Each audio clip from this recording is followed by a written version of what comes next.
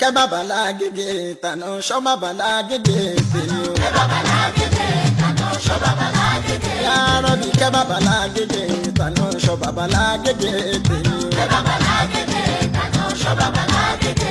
Saoty kí ni ò jẹ́ ká lè gbàgbé àwọn bàbá lágége tàná. Àṣesílẹ̀ Adam tàná akúrí ni ó gbàgbé yẹn o. Kò sí inú onímọ̀ tòní tí ó ṣàǹfààní mímọ́ bàbá Adam lágége tàná. Tó bá gbà tíra bàbá kí wọ́n fi kọ́ ẹ̀ńkéwù lè ní. Tó bá lọ mọ́ríkàs bàbá lọ́gbà ṣáádà lánàá àti ní. Wà á ti ká tíra bàbá àwọn bàbá lágége tàná. Wà á ṣàǹfààní mímọ́ bàbá bóyá o gbọ́ lẹ́nu èèyàn ni. Gbogbo ọ̀nà tó bá rìn ní wà bá ọwọ́ bàbá lágége tébà. kẹ́ bàbá lágége tàná ṣọ́ bàbá lágége. Special request ṣáni bàbá téèyàn bá fẹ́ dúró ẹ̀ o. Kí sọmọ ká súnmọ́ ìyàwó kó bímọ wọn ń tọrọ ẹni. Bàbá tó bí Adam tàná àwọn ni wọ́n lọ sọ́dọ̀ àfa Sheikh Adamu Alánàmú báwọn ń fẹ́ kí wọ́n máa pa wọn. Bísàmù kẹta máa wọn àfa Alánàmú ló sọ fún bàbá bákí tó bí Adam tàná bó ti kọjá ohun tó ń rore tọrọ fọmọ kò ní jẹ wọmọ ọmọ òun bí mo ṣe ń wòye ó tí ibi kó dáwọ ìfẹ́ ìyàwó tó máa bírú ẹ̀fọn ìyá mi ló lè bímọ àmì wàá kúrò lórílẹ̀-èdè yìí abímọ akọbímọ obìnrin kó tó bọ́kùnrin Adam tàná tó bá bí tán kó pọ́dún mẹ́sàn-án kó tó gbé wá sílùú Ìlọrin special request Adam tàná ní special need Adam tẹ̀lé o. kẹ́ bàbá lágége tàná ṣọ́ bàbá lágége. Iṣẹ́ bàbá lágége tèmi kò lè jẹ́ àgbàgbé Ádámọ̀ tàná ó bàbá Ádámọ̀ tàná ó búrò bàbá lágége tèmi ojú bàbá lágége tèmi lójú bàbá lágége tàná súra bàbá lágége tèmi ní ti bàbá lágége tàná ìṣe bàbá lágége tèmi ìwà bàbá lágége tàná mímọ̀ bàbá lágége tèmi júwe bàbá lágége tàná ọmọ bàbá lágége tàná ní bàbá lágége tèmi kẹ́ bàbá lágége tàná ṣọ́ bàbá lágége tèmi o. kẹ́ bàbá lágége tàná ṣọ́ bàbá lágége.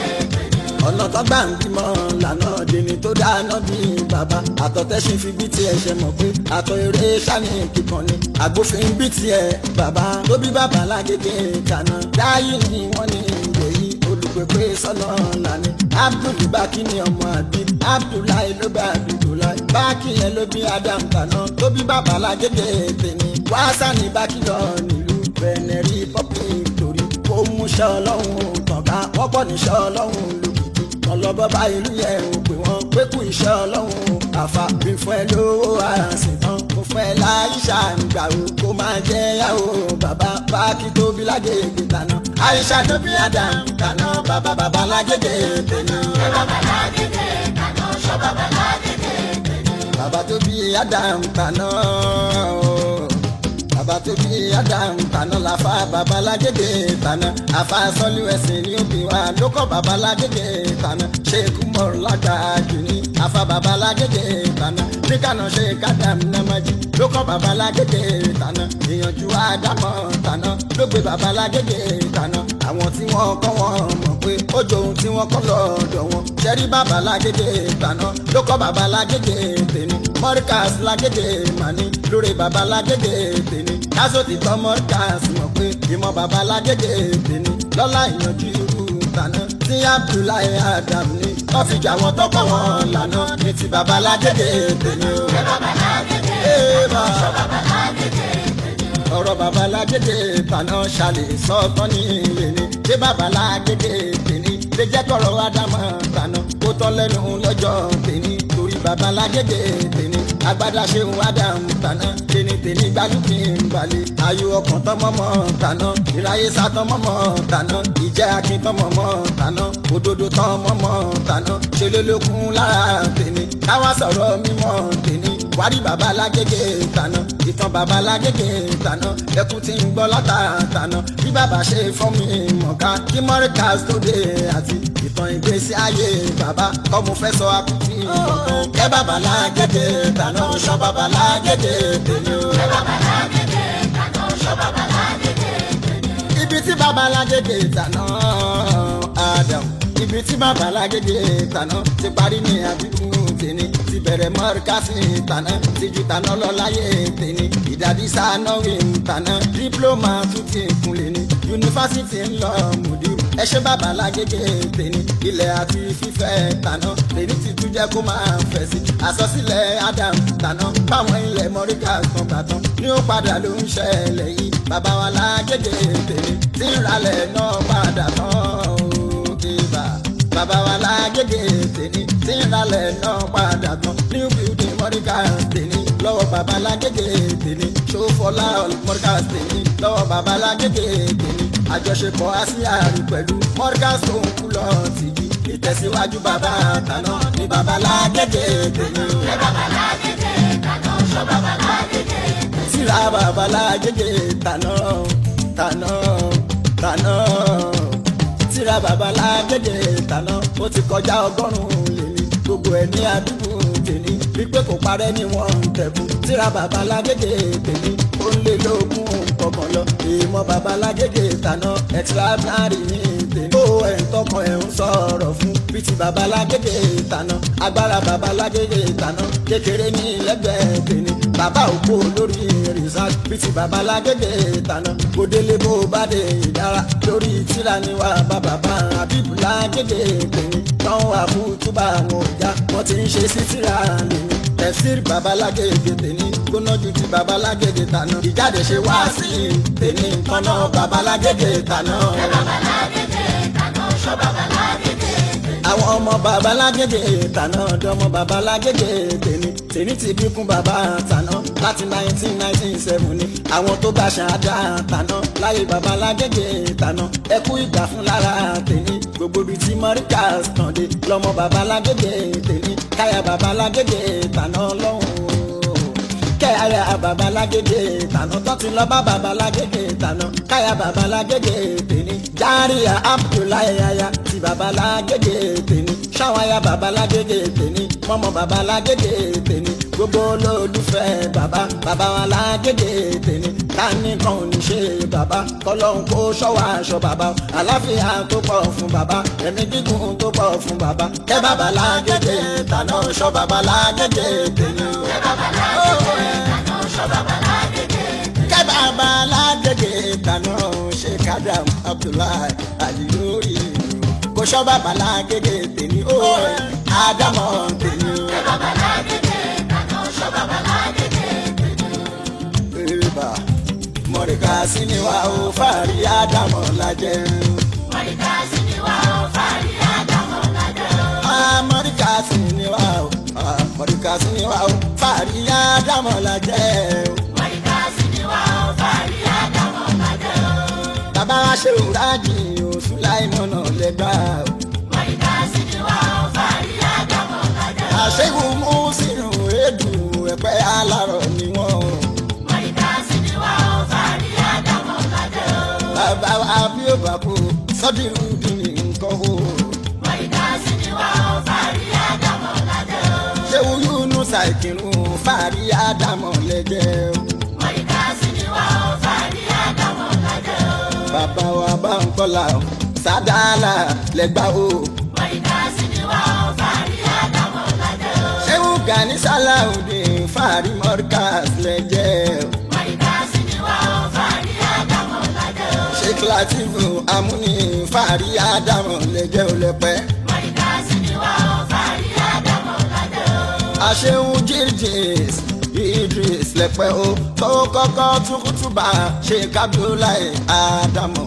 Mọ̀ríkà sí ni wà ó fàárí Ádámọ̀ lájẹ́. Sheikh Mustapha Sunusi Suglul bàbá ní sọlọ Ajimọdínà Bàkínní jámọ́ sójoojúmọ́ àkọ́tù nígbìrà Nasiruddin Bello àfàsùnra káyínnísà àfàmú ìdí ní Ìjẹ̀bú fàárí Ádámọ̀ lájẹ́.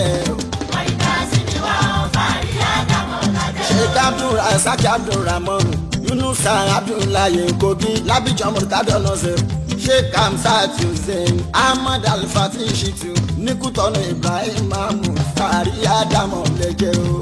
Mọ̀ríkà sí ni wà ó fàárí Ádámọ̀ lájẹ́. Lábẹ́òkúta tọ́lẹ̀ àtúnṣan ni Mustapha Mabubu Surajudeen Musa Isa Bello nǹkan Hamza Abdulrahmani Muhammad Dende Ghana Hamid Ibrahim Ghana fàárí Ádámọ̀ lẹ́jẹ́ o. Mọ̀ríkà sí ni wà ó fàárí Ádámọ̀ lájẹ́. Ajara Mọ́túnláì Hasan Kúdírátù Abdulraufu Aminu Lai Ibrahim Bàbá Jẹ́tẹ̀mí Dára Abdulkabir Sayuti Hasan Abdullahi Aminatu Alimi Ajatẹ̀kuru Monsura Abibatu Yusufu Fàárí Ádámọ̀ lẹ́jẹ̀ o. Mọ̀ríkà sí ni wá ó fàárí Ádámọ̀ lájẹ́ o. Sheikh Sulaiman Namoru Rufai Sheikh Dauda Afala Sheikh Musa Alibadari Sheikh Hasan Sarukunko Àbúrídọ̀ Oníkíjìpá Alikuniyawi Saruji Sheikh Sulaimana Sheikh Abdullahi Mukadam Sakamami Fàárí Ádámọ̀ lẹ́jẹ̀ o. Mọ̀ríkà sí ni wá ó fàárí Ádámọ̀ lájẹ́ o. Dáàkù l'Óṣogbo Amidi Ìsàlẹ̀ Kòtò Adam Tani n'Ílọrin Sheikh Ibrahim Gbódòfún Sheikh Yunus Alakatawi Sọ́lé Sodiq ní Kaduna Ahmad Gasali Sokoto Kọ́dé onílé márùn-ún Fàárí Ádámọ̀ lẹ́jẹ̀ o. Mọ̀ríkà sí ni wá ó fàárí Ádámọ̀ lájẹ́ o. Sheikh Balógun Ànàfin Ìmọ̀ta Fàárí Ádámọ̀ lẹ́jẹ̀ o lẹ́pẹ́. Mọ̀ríkà sí ni wá ó fàárí Ádámọ̀ lájẹ́ o. Ìmọ̀mọ́ owó dáná Alájí inú àwọn kọ́. Mọ̀ríkà sí ni wá ó fàárí Ádámọ̀ lájẹ́ o. Journalist Ismaila Jose Nikare ńkọ́. Mọ̀ríkà sí ni wá ó fàárí Ádámọ̀ lájẹ́ o. Fatiu Akínsọdé fọ́mà fíìsì lásùn ńkọ́. Mọ̀ríkà sí ni wá ó fàárí Ádámọ̀ lájẹ́ o. Ìmáàmù Èkó àná Ibrahim Garuba Akínọlá. Mọ̀ríkà sí ni wá ó fàárí Ádámọ̀ lájẹ́ o. Mufti ilẹ̀ Yorùbá late Hamza ńkọ́. Mọ̀ríkà sí ni wá ó fàárí Ádámọ̀ lájẹ́ o. Sheikh Gafar Mufẹ́ṣayé ò Fàárí Ádámọ̀ lẹ́jẹ̀ o. Mọ̀ríkà sí ni wá ó fàárí Ádámọ̀ lájẹ́ o. Bàbá Mualiwo tó ní Mọ́ríkàs Shabab. Mọ̀ríkà sí ni wá ó fàárí Ádámọ̀ lájẹ́ o. Abdulrasaq Iwo tó ní Mọ́ríkàs Àṣàkọ́fí. Mọ̀ríkà sí ni wá ó fàárí Ádámọ̀ lájẹ́ o. Sheikh Raumi bàbá rẹ̀ pẹ́tẹ́ ń bàdàn ńkọ́. Mọ̀ríkà sí ni wá ó fàárí Ádámọ̀ lájẹ́ o. Fàárí Ádámọ̀ lẹ́jẹ̀ o. Sheikh Jimoh Jubril. Mọ̀ríkà sí ni wá ó fàárí Ádámọ̀ lájẹ́ o. Fàárí Ádámọ̀ lẹ́jẹ̀ o. Sheikh Abdul Wahab. Mọ̀ríkà sí ni wá ó fàárí Ádámọ̀ lájẹ́ o. Khalifa ẹ̀sìn ní Ìbàdàn Sheikh Musa Solu ẹ̀sìn ní Òbí wa. Mọ̀ríkà sí ni wá ó fàárí Ádámọ̀ lájẹ́ o. Dr. Ibrahim ní UI Adébólú Fàárí lẹ́jẹ̀ o. Mọ̀ríkà sí ni wá ó fàárí Ádámọ̀ lájẹ́ o. Sheikh ẹlẹ́ṣin mẹ́ta Máàmù ńkọ́. Mọ̀ríkà sí ni wá ó fàárí Ádámọ̀ lájẹ́ o. Aládìsí bàbá o Sheikh Ismaila ńkọ́. Mọ̀ríkà sí ni wá ó fàárí Ádámọ̀ lájẹ́ o. Nílọrin bàbá wa Yáyá Gòdì Múrítàdá Fàárí lẹ́jẹ̀ o. Mọ̀ríkà sí ni wá ó fàárí Ádámọ̀ lájẹ́ o. Professor Olóyèdè Isiaq Fàárí lẹ́jẹ̀ o. Mọ̀ríkà sí ni wá ó fàárí Ádámọ̀ lájẹ́ o. Ganiu Salaudeen Fàárí Adam lẹ́jẹ̀ o. Mọ̀ríkà sí ni wá ó fàárí Ádámọ̀ lájẹ́ o. Bàbá Wọlágúnjú Ibrahim Hamidi ńkọ́. Mọ̀ríkà sí ni wá ó fàárí Ádámọ̀ lájẹ́ o. Professor Shuaibu Agaka Abdul Baki ńkọ́. Mọ̀ríkà sí ni wá ó fàárí Ádámọ̀ lájẹ́ o. Sheikh Hussaini Salaudeen Akata. Mọ̀ríkà sí ni wá ó fàárí Ádámọ̀ lájẹ́ o. Sheikh Alábòtò Múrítàdọ̀ tó kún kọ́. Mọ̀ríkà sí ni wá ó fàárí Ádámọ̀ lájẹ́ o. Bàbá wa Shehu Awam Salami sẹ́yìn. Mọ̀ríkà sí ni wá ó fàárí Ádámọ̀ lájẹ́ o. Shehu Kọ́ládé Ọ̀yọ́ Fàárí Mọ́ríkàs lẹ́jẹ̀ o. Mọ̀ríkà sí ni wá ó fàárí Ádámọ̀ lájẹ́ o. Bàbá Múrítàdọ̀ lédè Fàárí Ádámọ̀ lẹ́jẹ̀ o. Mọ̀ríkà sí ni wá ó fàárí Ádámọ̀ lájẹ́ o. Bàbá wa nìbàdàn Erúbù Abubakar ńkọ́. Mọ̀ríkà sí ni wá ó fàárí Ádámọ̀ lájẹ́ o. Mọ̀ṣúdì Abubakar sọ́wá nílùú Kétu. Mọ̀ríkà sí ni wá ó fàárí Ádámọ̀ lájẹ́ o. Aṣẹ́wó Mọ̀ṣúdì Ramadan Jubilee. Mọ̀ríkà sí ni wá ó fàárí Ádámọ̀ lájẹ́ o. Sheikh Wahab Gọmọrí Fàárí Mọ́ríkàs lẹ́jẹ̀ o. Mọ̀ríkà sí ni wá ó fàárí Ádámọ̀ lájẹ́ o. Sheikh Abdullahi Salati Fàárí Ádámọ̀ lẹ́jẹ̀ o. Mọ̀ríkà sí ni wá ó fàárí Ádámọ̀ lájẹ́ o. Ustazi Sambo fàárí Ádámọ̀ náà jẹ́.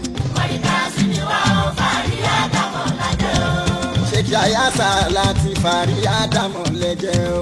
Mọ̀ríkàsí ni wá ó fàárí Ádámọ̀ lájẹ́ o.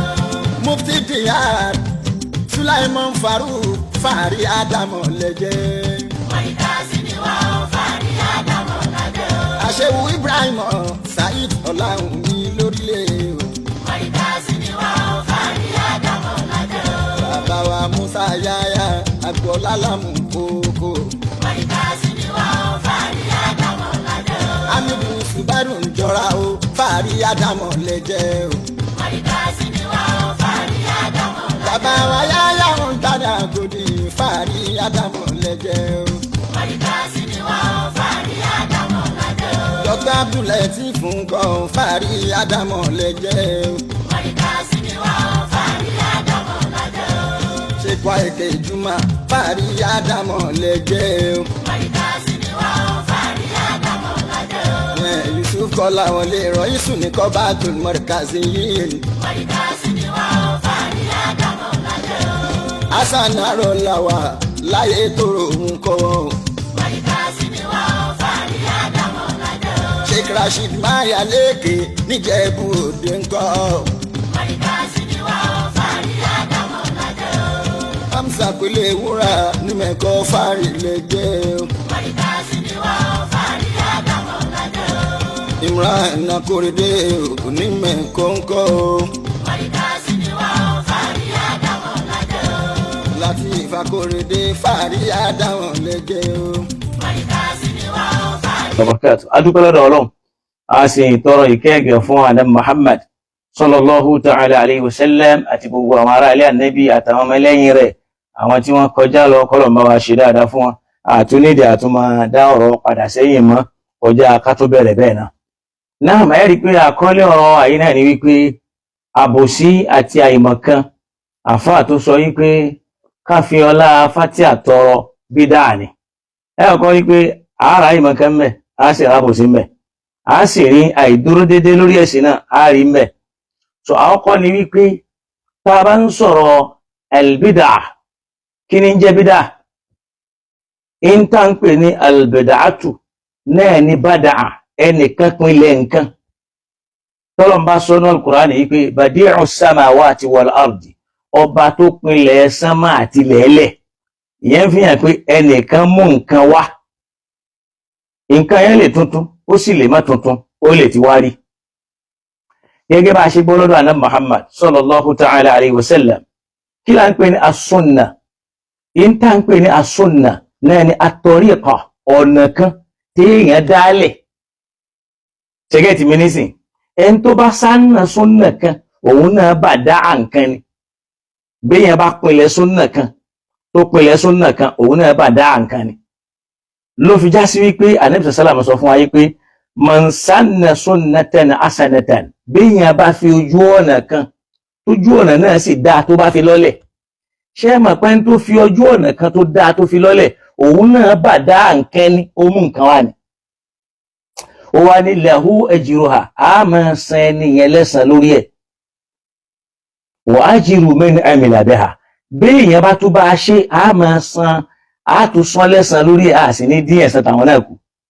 Wa man sanna sunnatan sayyi'a, béèyàn bá wá dá ọ̀nà kan tí ò dáa kalẹ̀, fa alayhi wizruha, yóò máa gbẹ̀ṣẹ̀ lórí ẹ̀. Wa wizru man amila biha, yóò tún máa gbẹ̀san lórí àwọn tí wọ́n ń ṣiṣẹ́ lórí ẹ̀.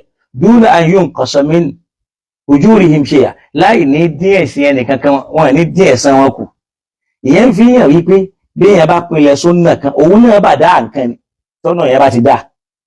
Béèyàn bá sì pinlẹ̀ nǹkan kan náà, tí nǹkan yẹn ò dá, òun náà tó bá dá nǹkan ni, òun náà mú nǹkan wá ni. Torí pé nínú sunnah náà, sunnah a máa jẹ́ bí ma'ana al-jadid, nǹkan tuntun. Ló fi já sí pé nígbà tá Ànábì Muhammad sallallahu ta'ala alayhi wa sallam, ó ní inna Allaha farada alaykum siyama ramadana wa sanantu lakum qiyamahu.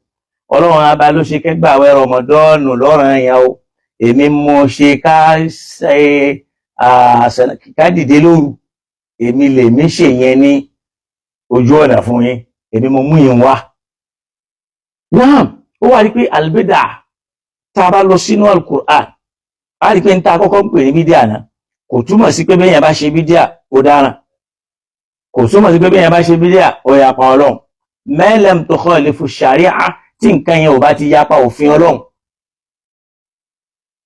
tí ò bá ti yapa òfin ọlọ́run ẹ wá gbogbo ẹgbọ́n tọ́lọ́run sọ ní alukur'an tá a bá lọ sínú suratul hadid quran 57 aya 27 ọ̀rọ̀ àwọn Yahudi lọ́lọ́run ọba ń sọ ń bẹ̀ àtàwọn Nasara àtàwọn ẹ̀mí tòun tí bọ́lọ́run ti ń sọ ní ọlọ́run ò torí ẹ̀ kọ̀ndẹ́mù àníyàn wọn ìyẹn fi hàn wípé ọlọ́run jẹ́ kó yé wa ń bẹ̀ wípé a'udhu billahi minash shaitanir rajim bismillahir rahmanir rahim ó ní war-rahbaniyyata ibtada'uha ma katabna alayhim illa ibtigha'a ridwanillah fama ra'awha haqqa ri'ayatiha فأعطينا الذين آمنوا منهم أجرهم وكثير منهم فاسقون صدق الله العظيم ọlọ́ni والرهبانية fadarism ìta ń pè ní fada èèyàn wò pé torí kò ń fẹ́ súnmọ́ lọ́hùn òun ò ní fẹ́ yà ó ọlọ́ni ibtada'uha ó rí pé ibtada'uha àwọn fúnra wọn ni wọ́n dálẹ̀ àwọn fúnra wọn ni wọ́n pinlẹ̀ rẹ̀ ma katabna alayhim àwọn ọlọ́run kọ́ la pa wọ́n láṣẹ àwa kọ́ la sọ́dọ̀ ran yẹn lé wọn lórí illa ibtigha'a ridwanillah àmọ́ wọ́n ń ṣe wọ́n ní tí wọ́n torí ẹ̀ ń ṣe kọjá wípé àwọn ń wá ìyọ́nú ọlọ́run ẹ̀wọ́n kọ́ ló wọ́n sọ ọlọ́run ò torí ẹ̀ dánù mọ́ wọn lọ́wọ́ ó ní illa ibtigha'a ridwanillah ó ní wọ́n ṣe bí kì í ṣe pé wọ́n fi ń wá ìyọ́nú ọlọ́run ó wá ní fama ra'awha haqqa ri'ayatiha àmọ́ wọ́n ṣe lójúlówó bó ti yẹ wọ́n ṣe wọ́n wọ́n Ọlọ́run subhanahu wa ta'ala ó bóyá ń bá wọn gírísì ẹ̀ ó ní ma katabna alayhim àṣẹ lọ́rọ̀ yẹn fún wọn o illa ibtigha'a ridwanillah àwọn kan ṣe pé àwọn fẹ́ máa fi wójú rí Ọlọ́run àmọ́ fama ra'awha haqqa ri'ayatiha àmọ́ wọ́n ṣe lójúlówó bó ti yẹ kí wọ́n ṣe ọlọ́run ò kọ̀ndẹ́ẹ̀mù rẹ̀ tòun ti bó ti já sí wípé kò pa aláṣẹ fún wọn lẹ́nu wípé wọ́n fi ń wá ìyọ́nú ọlọ́run ìtọ́lọ́run fẹ́ ló ń bẹ̀ dànù ọlọ́run wa lọ wá bọ̀ ó ní fa'atayna alladhina amanu minhum ajrahum ṣòro àwọn tí wọ́n nígbàgbọ́ nínú ọlọ́run nínú wọn tí wọ́n ṣe ń torí ìtọ́ ọlọ́run nì ataynahum a fún wọn àsan wọn lẹ́san wọn àsan wọn lẹ́san ìyọ́nú ọlọ́run yẹn ìyẹn túmọ̀ sí pé àwọn tí wọ́n pinlẹ̀ rẹ̀ àwọn ṣe dáadáa àwọn tó padà wá jogún ẹ̀ mọ́ ra'awha haqqa ri'ayatiha àwọn làwọn padà wá bàjẹ́ wọn ṣe dáadáa ọlọ́run ní fa'atayna alladhina amanu ṣòwò ara àwọn tí wọ́n nígbàgbọ́ nínú wa nì minhum nínú àwọn fadarísìm yẹn atayna ajrahum a fún wọn lẹ́san wọn a sọ pé torí kébídà ni a ní san wọn lẹ́san ọlọ́run ní wa kathirun minhum ṣe wá rí ọ̀pọ̀ àwọn tí wọ́n ṣe fásikún òbílẹ̀jẹ́ ni wọ́n òkè ni wọ́n naam lára àwọn tí wọ́n ṣe fadámà wà nú àwọn àfá Islam a kì í gbọ́ lẹ́nu àwọn àfá súnnà wáyé ká máa kàndẹ́ẹ̀mù wọn pé anab Muhammad sallallahu ta'ala alayhi wa sallam pé nígbà táwọn mẹ́ta kan lọ bá wọ́n ní ànẹ́bì súnmọ́ lọ́hun àwọn wá ọba ànẹ́bì ti súnmọ́ lọ́hun tó àwọn òpin tó ó yẹ káwọn náà súnmọ́ lọ́hun ìkan wá ní fa inni la atazawwaju abada ìkan ní mi ò ní fẹ́yàwó láíláí ìkan lóhun tó òun máa gba àwẹ̀ ní òun ò ní máa túnú ìkan lóhun tó gbogbo ayé òun máa fi ṣàìsùn òun ò ní máa sùn lọ́sàn ibi ànẹ́bì wá padà parí ẹ̀ sí pé ibi ànẹ́bì àkóbò wa anamu mo ń sùn mo ń ṣàìsùn mo ti ń sùn wa ana atazawwaj mo sì fẹ́yàwó wa asumu wa aftir mo ń gbàwẹ̀ mo ń túnú mo sì fẹ́yàwó ó wá ní an-nikahu sunnati ká fẹ́yàwó ìlànà èmi ànábì Muhammad o faman raghiba an sunnati bí yẹn bá wá lóhun ò ní fẹ́yàwó falaysa minni kì í ṣọmọ lẹ́yìn mi Ibn Taymiyyah fadani Imam Nawawi fadani àfáà At-Tabari fadani wọn àwọn àfáà bá bẹ́ẹ̀ nínú àwọn àfáà súnnà tí wọ́n fẹ́yàwó tó jẹ́ pé ràbàníyà yìí làwọn náà ṣe. Kí ló dé tí àwa àfáà tá ń pera wa láfọ̀hún súnnà táyé wa máa ń fọ́gi mọ́ wọn? Àwọn gangan Ọlọ́run ọba wa ń lò fàtúwà. Fàdá ní Ibn Taymiyyah pariwo lé pé kìí ṣe àlùsúnnà, òun gangan ní símbọ̀ lọ́dọ̀ kó wá lónìí tí wọ́n máa mú fàtúwà rẹ̀ wá, fàtúwà rẹ̀ wá, fàtúwà rẹ̀ wá, fàtúwà ń pààyàn. So ìyíwọ̀n ẹ̀ ọ̀kan tá a bá ọkọ̀ fẹ́ gbàgbọ́ yé pé àlùbẹ́dà èèyàn ṣe bídà kò túmọ̀ sí pé gẹ́rù àjò Ọlọ́run ní sàn yẹn lẹ́sàn. Tí nǹkan yẹn ò bá ti tako ẹ̀sìn, tẹ́ni yẹn bá sì láníyàn rẹ̀ pẹ̀lú ẹ̀ tí ó sì bẹ̀sì jẹ́ alhamdulillah. Ẹlẹ́ẹ̀kejì náà ni wípé àfáà tó ń sọ̀rọ̀ yìí àkọ́kọ́ mọ̀ wípé anna abahu min kibari sofia, bàbá tó bí àfáà náà nínú àwọn àgbà Sufi ni. Alladhi yad'u bi sirril fatiha, láwọn tó jẹ́ pé tí wọ́n bá fẹ́ bẹ̀ lọ́hùn sirrul fatiha yìí náà ni wọ́n máa ń lò pé Ọlọ́run wọlá fatiha, Ọlọ́run wọlá iná àtẹ́yìnà, Ọlọ́run wọlá kul huwallah wa bi barakatil fatiha, Ọlọ́run wọlá albarka fatiha wa bi sirriha, pẹ̀lú àdúrà tí wọ́n ń ṣe yìí sọ́ra ma sọ́ra al-yawma bi idhnillah, lòun náà fi dá tó dà lẹ́nìí tóun náà sì máa sọ pé bàbá mi bẹ lọ́hùn fún mi pé kọ́lọ́hùn kó ṣe mí ló ń súnnà, Ọlọ́run sì gbà bi sirril fatiha, kọ́lọ́hùn jẹ́ kí n lálùbáríkà, Ọlọ́run sì gbà bi sirril fatiha. Tòun ti bẹ́ẹ̀ lónìí, nígbà kan táwọn èèyàn ń fẹ́ máa bàdá àwọn bàbá pé àwọn bàbá Tìjàníyà, àfáà ìdí bọ́ọ̀ta ni ẹ lè máa fọ́gi mọ́ bàbá yín o, bàbá tèmi kìí ṣe kèfèrí o, òun Súfí ni o, bàbá tèmi èyí sì ṣombídà o. Àfáà ìbọ́ta ń gbà náà. Bẹ́ẹ̀ àwọn bàbá tó bí wọn yìí yad'u bi sirril fatiha, sirrul fatiha ni wọ́n fi bẹ lọ́hùn, lòun fi débi tó dé nì. Wa bi barakatil fatiha, albarka Ọlọ́run wọlá albarka fatiha náà fi bẹ lọ́hùn fún. Wa bi sirriha, pẹ̀lú àṣírí fatiha sọ́ra mà sọ́ra ló fi dá tó dà lónìí, tó fi wá ń sọ̀rọ̀ lónìí bí idhnillah pẹ̀lú àṣẹ Ọlọ́run. Wa huwa ya'tarifu dhalika da'iman takraran wa mirara, gbogbo ìgbà lòun náà máa ń sọ tí ń bá ń fi bàbá rẹ̀ ṣe fàárí, tí ń bá ń sọ̀rọ̀ bàbá rẹ̀. Wa yaqulu liman arada an yubaddi'a abahu min al-jama'ati as-salafiyya al-wahhabiyya, a sì máa caution gbogbo àwọn tó bá fẹ́ pé bàbá rẹ̀ ló bídíà nínú àwọn sàlàfíyà àjọ wọn àbáwọn ń súnà ẹgbẹ́ wọn wípé alla yarmi àbá, ẹ má lẹ bàbá mi o, ẹ lè má lẹ bàbá yín o.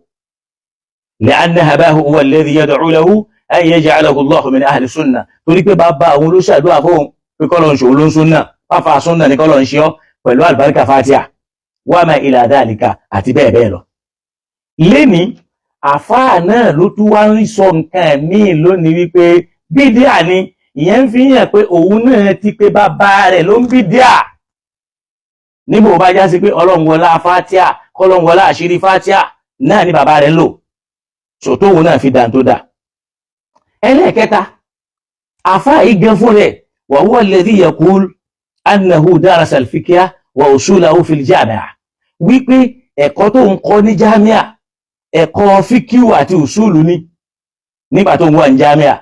Ó wá mú qaida kan wá níjọ́ tó fẹ́ fìdí bídíà rinlẹ̀ ńjọ́ náà wípé anna tarka la yaqtadi at-tahrim, wípé ànábì kì fi kankan lẹ́ ò ṣe kò sọ nǹkan yẹn dé wọ́. Ẹ̀yin tẹ́ bá rántí, tẹ́ bá lè dákun, tẹ́ bá lè máa rántí níjọ́ táfà, ẹ máa rí pé àfá ó máa lọ wájú yóò máa lọ ẹ̀yìn. Ẹ rí pé nígbà kan àfá yìí náà ló bú Mudirul Markaz wípé ṣèitọ́nù ní dá Mudirul Markaz láàmú pé mùdírù ò máa yàtọ̀ láàrin kọ́tàlà àti kọ́tàlà. Òun náà ló sọ pé ọ̀rọ̀ ẹ̀yàn lójú bíbò nígbà tó ń tako mùdírù. Nígbà ó padà wáyá òun náà ló sọ pé ló bára yí dáhùn sókè lọ́jọ́ kó jẹ́ kí ní ṣe yí ọ̀rọ̀ ní kọ́ọ̀bù táwọn afá ti yanjú rẹ̀ kò sí kankan lérí ẹ̀ léyìn bọ́ ẹ̀sìn ní bí ó bọ́ ẹ̀sìn ní. Ẹ máa wo hypocrisy àwọn anifak. So afá kì í máa dúró lójú kan.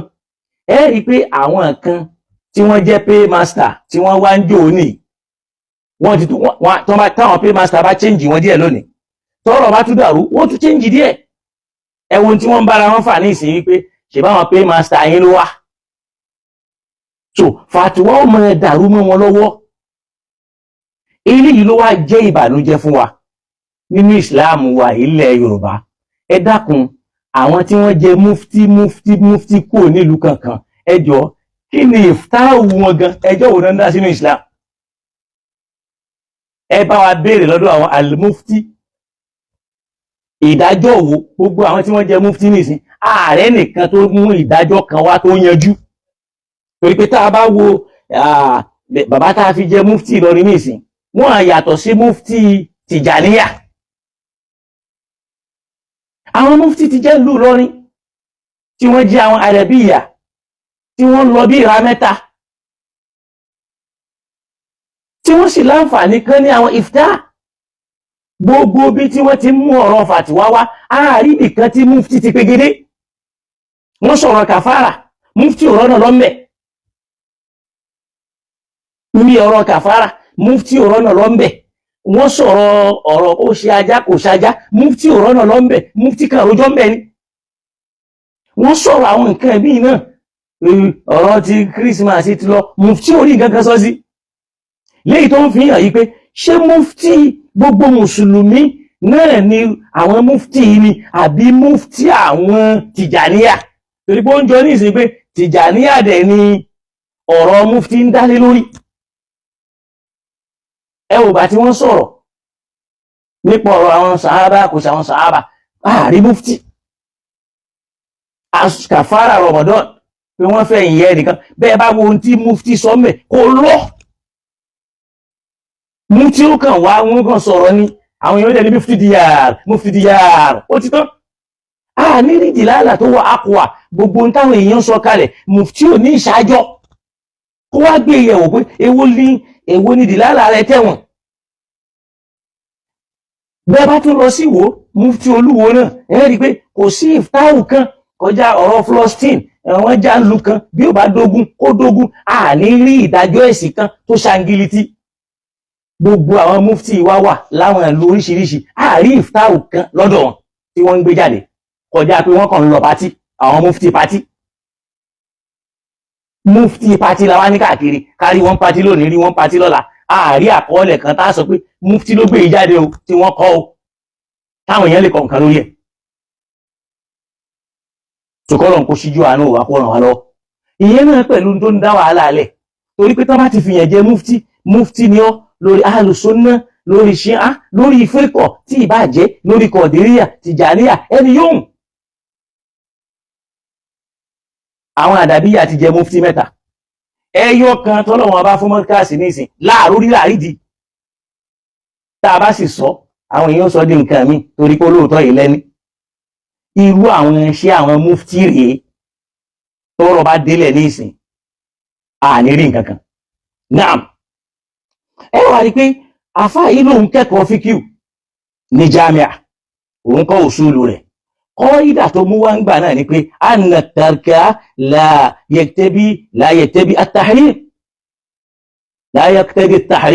pé ànábì fi ní kíní kan lẹ́ ò ṣe o pé àkóso nǹkan náà ò di èèwọ̀ o ẹ̀rí tí wọ́n mú ń gbà náà nìyẹn nígbà táwọn ń ṣe masalihul mursala làwọn ń ṣe ń jọ náà nígbà táwọn èèyàn ń takò wọn lórí conference nǹkan kan wọ́n rí ẹ̀rí mú wá tí wọ́n fi lè múra wọn wálé pé èyí wọn ò lè jẹ́ bídà lọ́dọ̀ àwọn náà ẹ̀yẹ wá padà sínú wípé ṣé fátíà káfọlá rẹ̀ tọrọ tàbí ká ní kọ́lọ̀ ń wọlá fátíà tàbí ká fi fátíà parí àdúrà ọlá fátíà ṣé nǹkan burúkú ni Ọlọ́run sọ fún wa ní Al-Qur'an tàbá ka Suratu Fatir Aya 29.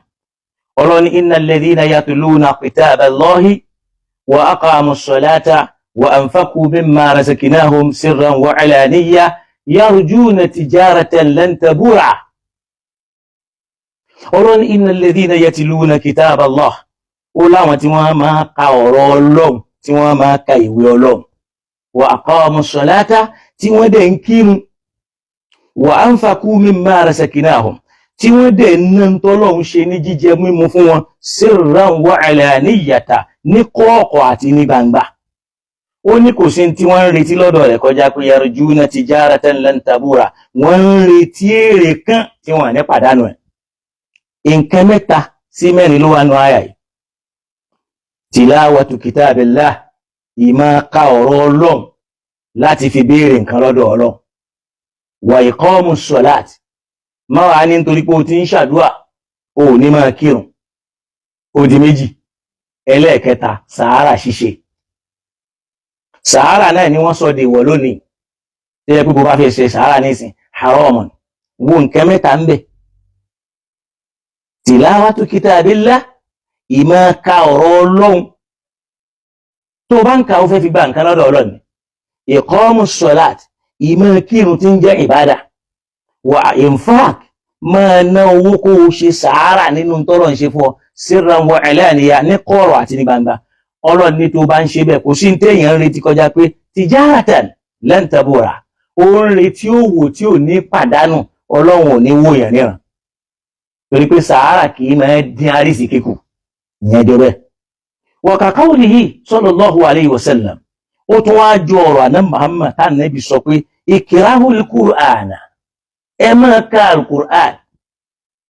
Fa innahu ya'ti yawm al-qiyamah shifa'an li ashabihi, torí pé tó bá dojú al-qiyamah al-Qur'an yẹn bọ̀ wá ṣìpẹ̀ fẹ́ni tí ń kà. Rawahu Muslim min hadithi Abi Amama al-Ba'ili. Na'am. Jẹ́ ká wá padà lórí wípé at-tarku laysa bi hujja. Nǹkan kan bẹ Ànábì fílẹ̀, Ànábì ò ṣe, àìṣe ni kìí ṣe ẹ̀rí wípé wọ́n lè ṣe nǹkan yẹn. Àfáà yìí náà mọ̀ bẹ́ẹ̀ pé at-tarku laysa bi hujja. Nǹkan kan bẹ Ànábì kìí ṣe, kò sọ nǹkan yẹn dèèwọ̀ lódiwọ̀n tá Ànábì ò bá sọ pé èèwọ̀ ní nǹkan yẹn àbí ẹ ṣe ẹ má ṣe. Torí pé Ànábì fúnra rẹ̀ sọ fún wa pé inna Allaha farada al-fara'ida, Ọlọ́run ti ṣe àwọn tó fẹ́ ṣe lọ́ranyàn. Wa hadda hududa, ó sì ti pàlà in tí ó pàlà sí. Wa arraba al-ashyaha, ó sì ti ṣe oríṣiríṣi nǹkan léèwọ̀. Wa sakata an ashyaha rahmatan lakum ghayra nisyanin, ó sì dákẹ́ ń bi oríṣiríṣi nǹkan tí kìí ṣe pé Ọlọ́run ọba mi gbàgbé, rahmatan lakum, tó fi ṣàánú yín. La tab'athu anha, ẹ má máa rojọ́ lórí èyí hun. Torí pé nbí Ọlọ́run bá ti dákẹ́, ó ti fi yẹn lẹ̀, ó ti fi choice kalẹ̀. Nbí Ànábì bá ti dákẹ́, ó ti fi choice lẹ̀. Pé hadha mustahabu, in tó bá fẹ́ ń bẹ̀ ló lè ṣe, má ṣe bàjẹ́ ń bẹ̀ ni. Ìyẹn túmọ̀ sí pé at-tarku laysa bi hujja. Ànábì kìí ṣe kinní kan. Kò sọ nǹkan yẹn di èèwọ̀, àìṣe Ànábì yẹn kò yẹ ṣe pé èèwọ̀ ni. Káwá sọ pé Ànábì kìí ṣe báyìí o. Òkè lápẹẹrẹ, àìmọye nǹkan tá Ànábì ń ṣe tá lè pè ní súnnà. Lápèjúwe, Ànábì sallallahu alaihi wasallam ń lọ mì kan, ó wá rẹ Ànábì, ó wá sinmi lábẹ́ igi kan. Káwa náà wá ní dandan jọ tá bá ti fẹ́ kọjá ń bí ìdí igi wọn, torí pé Ànábì ti dùbúlẹ̀ ó rẹ̀ mẹ́, kò sí rẹ́ àwa, ṣe túláàsì ní ká lọ dùbúlẹ̀ mẹ́. Ṣe túláàsì ní ká lọ dùbúlẹ̀ mẹ́. Rárá, kìí ṣe túláàsì. Ó rẹ òun bẹ̀ ni, kò sí rẹ́ àwa. Wọ́n sì pé lẹ́sìn fún wa. Naam, ìyẹn túmọ̀ sí pé hadha huwa alladhi yu'abbar anhu al-usuliyyun. Eléyìí làwọn àfá oní usulu tí àfá àwa yìí sọ pé ilmul usulu làwọn ṣe nígbà táwọn ní wà ní jámíà ní táwọn ṣe nìyẹn. Pé ay anna tarka an-nabiyyi sallallahu alayhi wa sallam li amrin ma la yadullu ala adami jawazi fa'lihi. Ànábì ò ṣe kinní kan fífi nǹkan yẹn lẹ̀ lórí pé kò ṣe o, ma la yadullu ala adami jawazi fa'lihi, kò tọ́ka fún wa wípé nǹkan yẹn èyí ṣẹ̀tọ́ láti ṣe. Wa huwa amrun muttafaqun alayhi bayna ulama'i al-muslimin salafan wa khalafa. Eléyìí làwọn àfáà mùsùlùmí tí wọ́n ti kọjá lọ àtàwọn tí wọ́n tún dé orí ẹ̀ náà ni wọ́n wà. Ẹ wá jẹ́ kí n pe àfáà sápèsì pé ata innal allamata Ibn Taymiyyah, débi àfáà àgbà tí wọ́n gbà láfáà àgbà lónìí Ibn Taymiyyah lọ́dọ̀ àwọn alwahabiyya as-salafiyya as-sunniyya. àfáà Ibn Taymiyyah yìí al-Hanbali rahimahullah kọ́lọ̀ bá wa kẹwọn torí pé madhhab Hanbali ni wọ́n ma'a tawassu'ihi fi mafhum al-bid'ah wọ́n pẹ̀lú ẹni tó gbé ọ̀rọ̀ bídíà rù gan wọ́n sì gbé wàhálà bídíà rù kódà tó jẹ́ al-bid'atul madhmuma qad fahima hadha al-ma'na fi ta'abbudihi àwọn gan gbọ́ àgbọ́yé ọ̀rọ̀ yìí níbi ìsinlọ́hun wọn wípé ànábì ò ṣe kinní kan kò sọ nǹkan yẹn dé wọ̀ ẹ wá máa gbọ́n tí Ibn Taymiyyah à ń ṣe lórí Fatiha fa kana yaj'alu al-Fatiha wiridan lahu Ibn Taymiyyah ń lo Fatiha fún wírìdí tọ́málẹ́yà ń ṣe wírìdì ní téèyàn ń dún ní mọ́ tó ń ṣe lójoojúmọ́ tọ́bá ní à ń ṣe wírìdì in tó ń ṣe lójoojúmọ́ náà ń pè ní wírìdì àbí lázìm in téèyàn dún ní mọ́ àwòrán àwọn nǹkan tó ń kà tí ẹ pé ojoojúmọ́ ló ń kà ó lè ṣaláì má kà àwọn là ń pè ní wírìdì tẹ́lẹ̀ bá máa gbà à ń ṣe wírìdì tẹ́ pé téèyàn bá ti ń ṣe kì í filẹ̀. Ibn Taymiyyah yìí tó jẹ́ àfáà àgbà yìí kana yaj'alu al-Fatiha wiridan lahu Suratul Fatiha lòun fi ń ṣe àwòrán ló fi ń ṣàdúà faqad naqala anhu tilmiduhu Abu Hafsin al-Badhdhari àfáà wa kan nínú ọmọ kéwú Ibn Taymiyyah èyí tá ń pè ní Abu Hafsi al-Badhdhari nínú tírà kan tó pè ní al-Aliyyatu fi manaqib Ibn Taymiyyah al-Aliyyatu fi manaqib Ibn Taymiyyah tá a bá lọ ka ojú ewé 38 wọ́n ní annahu Ibn Taymiyyah tẹ́gbà láfà kana yakrahu al-Fatihata wa yukarriruha min ba'd al-fajr ila irtifa'i ash-shams Suratul Fatiha ní máa sà torí pé nínú tí wọ́n ń sọ ní pé èèyàn gbọ́dọ̀ máa fún àdúà ló ń kà tí ó máa fún àdúà ló ń kà bídíà tún nìyẹn náà tẹ́ bá ń gbọ́ lọ́dọ̀ àfáà tí máa pe gbogbo èèyàn kèfèrí Ìbàdàn. So Ibn Taymiyyah yìí wọ́n ní ká torí pé àfáà àwọn àgbàre kana yakra'u al-Fatiha làdúrà tí ń lò wa yukarriruha ba'da al-fajr ila irtifa'i ash-shamsi àdèmà ká lákàtúnkà lẹ́yìn tó bá ti kí al-fajr tán títí tí òun fi yọ. Walau kana tarku hujjatan tó bá já sí pé ṣànábì ń ṣe bẹ́ẹ̀ ṣànábì máa jókòó lẹ́yìn ìran àṣùbà tí wàá máa sa Fatiha ànábì ń sa gẹ́gẹ́ bí ọ̀rọ̀ yìí. So àmọ́ Ibn Taymiyyah òun mọ àṣírí Fatiha ó mọ jẹ́ yìí lọ òun á máa parẹ́ yóò máa rìpíìtì ẹ̀ ba'da al-fajri lẹ́yìn tó bá ti kírun al-fajr tán ila irtifa'i ash-shams tí tó rùn fi yọ. Walau kana tarku hujjatan tó bá já sí pé àyíṣẹ́ ànábì yẹn ẹ̀rí ni ká sọ pé kò lẹ́tọ̀ọ́ la'udda bi fi'lihi hadha mubtada in tóun náà ń ṣe yìí àásọ̀dọ̀ ní bídà in tí Ibn Taymiyyah ń ṣe àásọ̀dọ̀ ní bídà torí pé mukhalifan lis-sunnah ó yapa sunnah Ànábì Muhammad sallallahu alayhi wa sallam. ولكن لما كان أمر الذكر والقراءة على الساعة àmọ́ ń gbọ́ ti já sí pé ọ̀rọ̀ lórí ká rántí Ọlọ́run ká sì mọ́ ka nǹkan على الساعة in tó fẹ́ ní táyé ẹ̀ gbà fún wa ayé ẹ̀ wà gbogbo tó bá ti jẹ́ dhikr àbá ń ka nǹkan ayé wà fún. وكان العبرة حيث يجد المسلم قبله ibi tí ọkàn mùsùlùmí bá wà lórí tó fẹ́ kà yẹn ìbúra nìyẹn. kana hadha al-fi'lu jaiz ìyẹn lẹ́tọ̀ọ́ tó bá rí pé Fatiha lòun kà tó bá rí pé Falaki lòun kà tó bá rí pé àkúlẹ̀ oṣù lòun kà forí ẹ̀dá ìyẹn ti wà jaiz. kò sí aburú kankan nínú èyí hùn tá a wá lè fi máa mọ́ ẹni yẹn tá a fi sọ gbá kò sí nǹkan kan bẹ̀. wa amma min jihati khususa fi inja al-maqasid káwá wá sórí pé lágbègbè ṣíṣà Fatiha lẹ́ṣà láti fi bí ya bùkátà láti fi kóra ẹni yọ níbi aláníyàn nǹkan báyìí àbá fẹ́ kí bùkátà nǹkan báyìí bíyà wa taysiril umur tàbá fẹ́ fi sọ̀rọ̀ gbé sí ayé wádìí rọrùn wa ijaba du'a tàbá fẹ́ kádùrà gbà ẹjẹ́ wa lọ sórí rẹ̀ yẹn. Fatiha máa gbàdúrà ó sì lágbára púpọ̀. ẹ rí wípé Jabir ibn Abdullah radiyallahu ta'ala anhuma kọ́lọ̀ ń bá wa yọ́nú sáwọn méjèèjì ó ní ukhbiruka bi khayri suratin nazalati fil Qur'an al-Karim Ànábì ń sọ fún pé mo fẹ́ sọ fún ọ mo sì fẹ́ fún ọ ní o bi khayri suratin súra kan tó lóore jù nazalati fil Qur'an al-Karim tí wọ́n sọ kalẹ̀ sínú al-Qur'an alápọ̀nlé qala bala ló bá ní òun fẹ́ gbọ́ ya Rasulallah Ànábì ní fatihatul kitabi òun náà ní fataha súra tó lóore jù nínú al-Qur'an tí wọ́n sọ kalẹ̀ fatihatul kitab. Ìyẹn ló fi já sí pé bí wọ́n bá ń kírun lọ́wọ́ bí wọ́n bá ń ka súratul fatiha Ọlọ́run á tún máa báyàn sọ̀rọ̀. Bí wọ́n bá ń ka fatiha Ọlọ́run máa báyàn sọ̀rọ̀ lórí ìrun.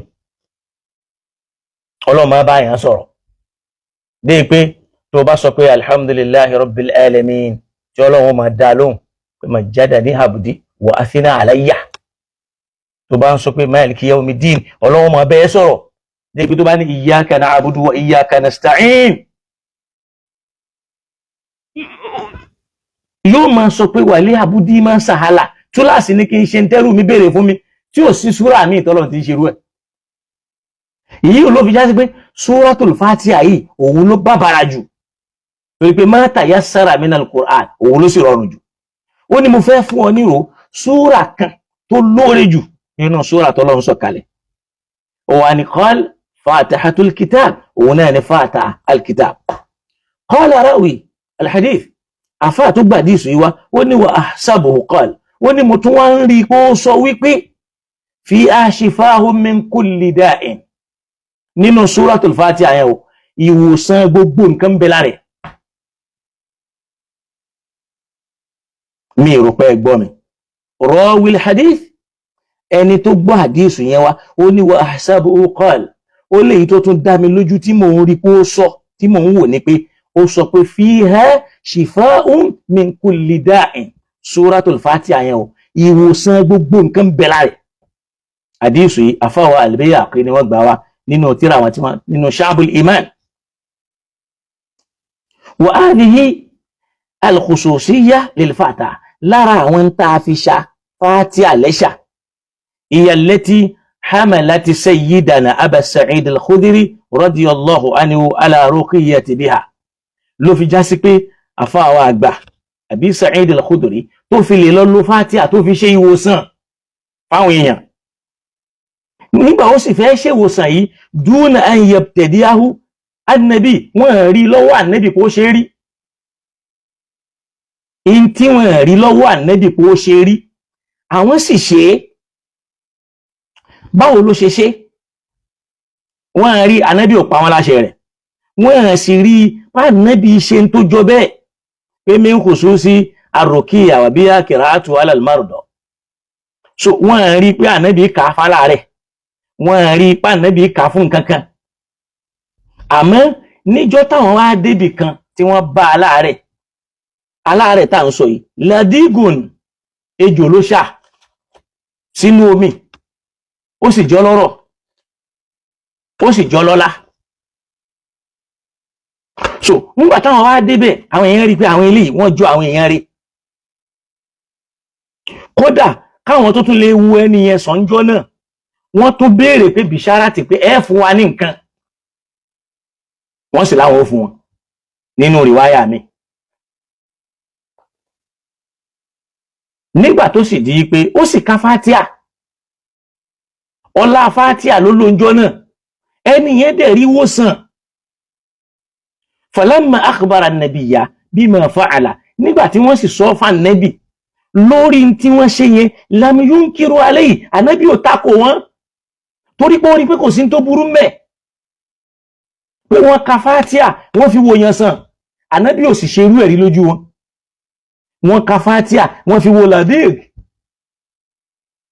kódà wọ́n gbogbo ẹran tí wọ́n fún wọn ìntà ànábì sọ fún wọn ni pé inna haqqa alladhi an yuttakhadha alayhi ajru kitaballah in tó lẹ́tọ̀ọ́ jù téèyàn lè torí ẹ̀ gba owó ọ̀yà láyé olóhùn náà níwé ọlọ́run torí pàṣẹ ọlọ́run ń bẹ lára rẹ̀ walam yaj'al ma fa'alahu min qabili al-bid'ah ànábì ò sọ pé bídíà ní wípé èèyàn kan sick wọ́n wá béèrè lọ́dọ̀ yín pé alinajidu indakomorokeya ṣá lè rí nǹkan tá a fi lè wu ẹni yìí sàn lọ́dọ̀ yín. Wọ́n sì bá nẹ́bì bẹ́ẹ̀, wọ́n sì ní bẹ́ẹ̀ ni òun nìkan single-handedly ó sì ka Fátíà. Ọlọ́run dẹ̀ wu ẹni yẹn sàn fún àárẹ̀ lọ́la Fátíà yẹn náà. Ṣèbáṣírí kan ló wà lára Fátíà làdúrà yẹn fi gbà lẹ́ni téjò sàn yẹn tó dẹ̀ fi rí wòsàn. Wọ́n sì rí lọ́wọ́ ànẹ́bì ni, wọ́n rí lọ́wọ́ ànẹ́bì Muhammad bó ṣe rú ẹ̀. Àwọn làwọn pinlẹ̀. Nígbà wọ́n sì dọ́dọ̀ ànẹ́bì lam yunkiru alayhi, ànẹ́bì ò tako tí wọ́n ṣe. Wa lam yaj'al ma fa'alahu min qabil al-bid'ah, kò sọ pé nǹkan ṣe yẹn kò ní bídà ni, bal istahsanahu, ṣe ló kí wọn lórí ẹ̀ pé ẹ ṣe dáadáa. Wa sawwabahu, ó sì sọ fún wọn pé ojú ọ̀nà ni wọ́n wà. Ó wá padà wá bi wọ́n léèrè wípé wa ma yudrika annaha ruqiyya, ta ló fi mọ̀ ọ́ pé ìwòsàn ń bẹnú ẹ̀ pé tán bá ṣerú ẹ̀ bẹ́ẹ̀ ó léwo yàn sàn. Torí pé ó sì ń yá ànábì fúnra rẹ̀ lẹ́nu pé Fátíà yẹn lẹ́ka ni wọ́n fi rí wòsàn, ni wọ́n fún yín ní tó báyìí. Kò ì sọ pé ana nabiyyukum wa lam amurukum bi dhalik antum la tarawna dhalika minni, rí lọ́wọ́ mi ìntẹ́ rí lọ́wọ́ mi lẹ́ṣẹ́. Nígbà tánábì náà rí làákàyè tó fi mọ̀ pé istahsanahu, ó rí pé tí wọ́n ṣe yẹn tó dáa ni, kò takò wọ́n lórí ẹ̀, kò sì sọ fún wọn pé bídà ní tẹ́ ṣe. Ó kàn wá bi wọ́n léèrè ni wa ma yudrika annaha ruqyatun, báwo ló ṣe mọ̀ tá ń fi mọ̀ ọ́ pé n tó ṣe yẹ o tí wọ́n bá ṣe èèyàn lè rí wòsàn. Muttafaqun alayhi, àdíìsì ń bẹ nusal Bukhari àti Muslim. Wa fil Bukhari, nínú Bukhari nígbà tó ń fẹ́ sọ ó lànàbí ní qad asabtum, ojú ọ̀nà lẹ́wà. Ṣèbí sẹ́rùl Fátíà yìí ni wọ́n fi bẹ lọ́n fáfá yìí náà pé ọlọ́run wọlá Fátíà, ọlọ́run bá mi ṣe ọlá fà súnnà, ọlọ́run wọlá Fátíà ó dèèyàn láyé, ọlọ́run wọlá Fátíà ó dirú ó digba, ayé ó mọ̀, ayé wá mọ̀, ó wá ní Fátíà yẹn ó ní nǹkan aranu ni pé bàbá àwọn tó sọ pé bídà ni kò sípìnlẹ̀ fún. Irú eléyìí tá a mú wáyé ńkọ́ tí wọ́n ka Fátíà fún aláàrẹ̀ yìí, ṣọ́lá kan ní Fátíà ní.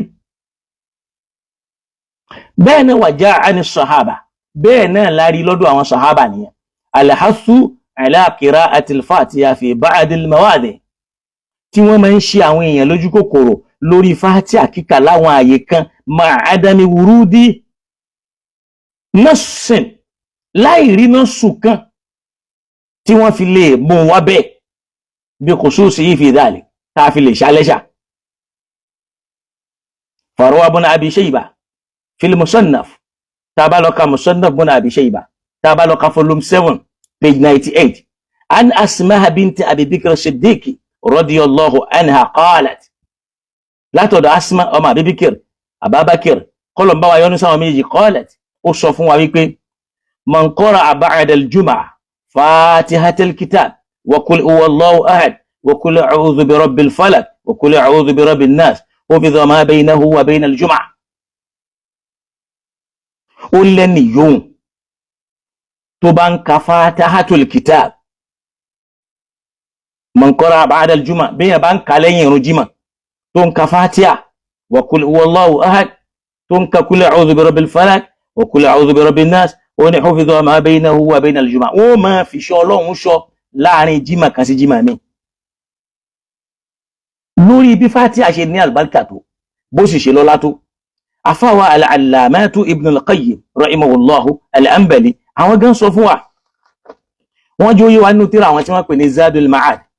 Zadul ma'ad yìí tó bá lọ ka volume 4 347 348, èyí tó jẹ́ ti mu'assasatur risala, ó ní Fatihatul Kitab. Nígbà tí wọ́n ròyìn Fatiha, wọ́n ní suratul Fatiha yìí wa ummul Qur'an, òun náà ni yá al-Qur'an, wa sab'ul mathani, òun náà ni sab'ul mathani, wa shifa'u at-tam, ìwòsàn tó pé, complete cures, ìwòsàn tó pé, wa dawa'u an-nafi'u, ògùn tó ṣàǹfààní, wa ruqiyatu tamma, rúkíyà tó ní agbára tí ò lábùkù lára, tẹ́bí tí nǹkan bá ṣẹlẹ̀ Fatiha lẹ́lẹ́ka. Miftahul gina, kọ́kọ́rọ́ ọ̀rọ̀ ní suratul Fatiha, wal falah, kọ́kọ́rọ́ success wa hafidhatul quwwa kọ́kọ́rọ́ tí yẹn máa fi dáàbò bo agbára tí yẹn máa fi ṣọ́ agbára. bẹ́ẹ̀ náà wa dafi'atul hammi wal ghammi in tí yẹn máa lò láti fi dènà ìbànújẹ́ àti ìbànújẹ́ ọkàn àti ìbànújẹ́ ẹ̀mí. wal khawf wal husn Fatiha in tí yẹn máa fi dènà ẹ̀rù tí yẹn máa fi dènà ìbànújẹ́ ọkàn. liman arafa miqdaraha béèyàn bá mọ bó ṣe tó béèyàn bá mọ bó ṣe tó béèyàn bá mọ bí Fatiha ti tó tó bá mọ bó ti tó ẹni tó bá mọ bó ti tó wà ẹ̀tọ́ haqqaha tó bá fún Fatiha ní ìwọ rẹ̀ wà ahsana tanzilaha tó sì mú ala ada'ihi tó bá lè lò dáadáa lórí ìwòsàn wa arafa wajha al-istishfa tó bá mọ bí wọ́n ṣe fi ń ṣe ìwòsàn wa tadawi biha tó mọ bá ṣe fi ń ṣógun wa sirru alladhi la ajlihi kanat kadhalika sirru alladhi la ajlihi ṣọ́ra ṣírí tó bá lò fún yẹn bó ṣe máa jẹ́ náà nìyẹn. ṣèbí Ibn Taymiyyah àfá àgbà ní lọ́dọ̀ yàn fún súnnà àbí Ibn al-Qayyim àfá àgbà ní lọ́dọ̀ yàn fún súnnà ni ó ní béèyàn bá mọ Fatiha bọ́n ti ń lò gbogbo iṣẹ́ tí Fatiha lè ṣe ló wá kalẹ̀. ó ní bó bá mọ ìwọ̀ ẹ̀ tó bá wọn bí wọ́n ṣe ń lò sí tó mọ mi kìdáàrú ẹ̀ kò sí sírù lẹ́dílẹ̀ ajílẹ̀ kanati kadhalika sírù tẹ́yìn sọ pé bí sírù Fatiha sírù yẹn àṣírí yẹn gan ibi ó bá lò sí yẹn in tó bá fẹ́ lò fún yẹn náà ibẹ̀ yẹn náà ni ó mọ̀ jẹ́ sí. ó wá ní walamma waqa'a ba'du sahaba ala dhalika torí pé níjọ́ tírú ẹ̀ náà ṣẹlẹ̀ sáwọn kan nú àwọn sahaba rọ̀kọ́ bí alẹ́dìgà òun náà lò láti fi wu ẹni téjò ṣá fàbára àlewákìtì ojú ẹsẹ̀ ló sì gbádùn. faqala lahu an-nabiy sallallahu alaihi wasallam wa ma adraka annaha ruqya tẹ́bí kò sí tán nẹ́bí wíjọ́ náà pé báwo ló ṣe mọ̀ pé rúkìá wọ́n fi ń ṣáájò ẹ̀gbọ́n tó ń fi suratul Fatiha ṣáájò. bákan náà warawa Muslim ó wá rí wípé rawa Muslim wa an-Nasa'i wa ghayruhuma an Abdullah ibn Abbas afáwa Muslim àti Imam an-Nasa'i àtàwọn míì tó yàtọ̀ sáwọn méjèèjì wọ́n gba ẹgbà wáyé wá an Abdullah ibn Abbas radiyallahu anhu qala ó sọ wípé ó ní baynama Jibrilun qa'idun inda an-nabi sami'a naqida wọ́n ní láàrin pé màláíkà Jibril ń jọ kan ó dúró lókè ànábì báyìí ànábì sì ń gbọ́ ohùn kan min fawqihi látòkè rẹ̀ báyìí farafa'a ra'sahu l'ànábì bá gbórí sókè faqala ní Jibril bá sọ pé hadha babun min as-sama'i futiha al-yawm lam yuftaha qattun illa al-yawm.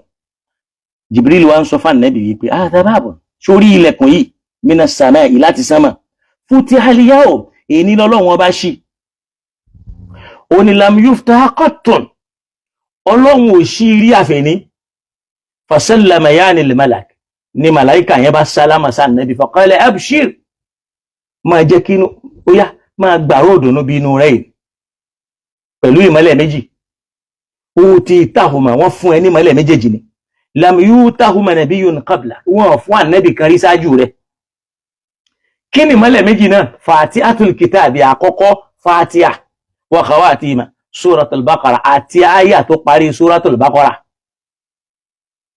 fatiha àti àyà tó parí suratul baqara ìyẹn làwọn bàbá wa fi mú lókùndùn tó wá sì wọ àyà yẹn tó máa sọ pé law anzalna hadha al-qur'ana àbí kílẹ̀ tí ń pẹ́ amana ar-rasul bima unzila ilayhi min rabbihi wal mu'minuna yaquluna amanna billahi tu'akhidna in nasina wa akhtana rabbana wa la tahmil alayna kama hamaltahu wa lilladhina min qablina rabbana lọ bẹ́ẹ̀. ó rí pé àwọn bàbá yẹn mú lókùndùn torí pé àwọn ti mọ nǹkan tó jìnnà gan. fatihatul kitab wa khawatima sura al-baqara àtàwọn in tó gbẹ̀yìn suratul baqara yẹn ó ní lan tukraha bi harfin minhuma illa utitahuma èyàn ò ní kà wọ́n fún nǹkan kọ́ má dáyàn ló èyàn ò ní lò èyàn mọ́ka lórí kíní kẹni méjèèjì ní kọ́lọ̀ mọ́ fún yàn ní tẹ́yàn fẹ́. bákan náà al-allamah ibn Allani as-Siddiq ash-Shafi'i fi kitabihi tábà lọ katira àwọn tí wọ́n pè ní dalilul alfalihin tí wọ́n mú wá lọ́nà Riyadu as-Salihi àwọn náà tún wá ṣàlàyé fún wa wọ́n ní yajuzu kawnuha lil isti'ana wọ́n ní suratul Fatiha yìí ó lẹ́tọ̀ọ́ kéèyàn fi wá ràn lọ́wọ́ lọ́dọ̀ Ọlọ́run ay lan tukra'a musta'inan bi harfin èèyàn ò ní kà láti fi wá nǹkan ala qadahi lórí bùkátà kan ni o garadalak tẹ gardulak tẹ pé o rò pé nǹkan yìí mo fẹ́ illa u'tita àfikọ́ fún ẹ ó ní kayfa la báwo ni ò ṣe ní jẹ́ bẹ́ẹ̀ wal Fatiha hiya al kafiya Fatiha ti tó fún gbogbo nǹkan Fatiha yóò parí gbogbo iṣẹ́ nǹkan ìdí nìyẹn ló fi já sí pé járọ̀ fi'lu salafu salih min ghairi nakir tó yẹ pé a rí lọ́dọ̀ àwọn àfáà salafu salih tí wọ́n lọ tí wọ́n kì í fi takò fa akhraja Abu Shaykh fi thawabi tó bá lọ katira tá ń pè ní athawab tó jẹ́ ti Abu Shaykh an Atahi rahimahullah annahu qala látọ̀dọ̀ àfáà wa Atah kọlọ̀mbà wa kẹ́ wọn sọ yí pé idha aradta hajatan faqra bi fatihatin tó bá gbèrò pé o fẹ́ bí a bùkátà kan faqra bi fatihatin fatiha ni ó kà hatta takhtumaha tó fi parí fatiha yẹn tuqda insha Allah Ọlọ́run ó bí a bùkátà náà insha Allah tọ́lọ́run bá ti ṣe tán láti bí a rẹ̀ lára àwọn sálàfù sọ́ọ́lì ìtẹ́ǹsọ̀rẹ̀ tí wọ́n sọ fún wa pé àfáwà Atah